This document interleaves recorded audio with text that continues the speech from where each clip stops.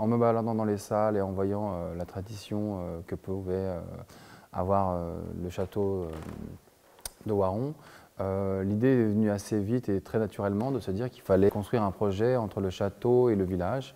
Et c'est là où est née l'idée de faire une exposition dans le village en impliquant les habitants de Waron. On a présenté un certain nombre d'artistes. Je me suis très vite dit que je me retrouvais face à une communauté d'habitants du village de Waron. Donc ce qui m'intéressait, c'est de me dire je vais inviter ma communauté aussi, une communauté d'artistes, à exposer à l'intérieur du village, mais aussi au château. Et on a commencé à rencontrer les habitants avec plusieurs échanges et ils avaient l'air très intéressés, ils avaient envie de participer au projet.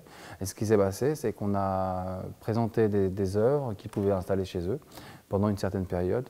Et certaines œuvres qui n'ont pas été choisies se retrouvent ici au château de Waron, comme celle qui est derrière moi, qui est la peinture de Guillaume Bresson. Pour le temps de cette exposition, j'ai créé une sorte de cafétéria disponible à la fois aux visiteurs, au moment où ils iront voir l'exposition dans le village, à rencontrer les villageois.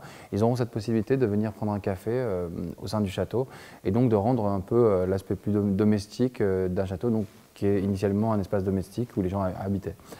Mohamed a co-construit avec l'équipe du château, les habitants du village et les artistes invités un protocole qui permet de découvrir des œuvres à l'intérieur du village et surtout chez les habitants.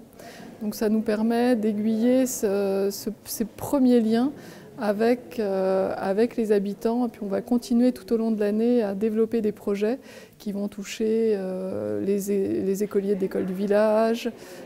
Nous allons aussi avoir un artiste qui viendra travailler une semaine par mois dans le village avec des habitants pour co-construire ces œuvres. Donc c'est vraiment l'amorce d'un travail qui va se poursuivre tout au long de l'année 2017 sur ces notions de collaboration, de collaboratif et de participatif.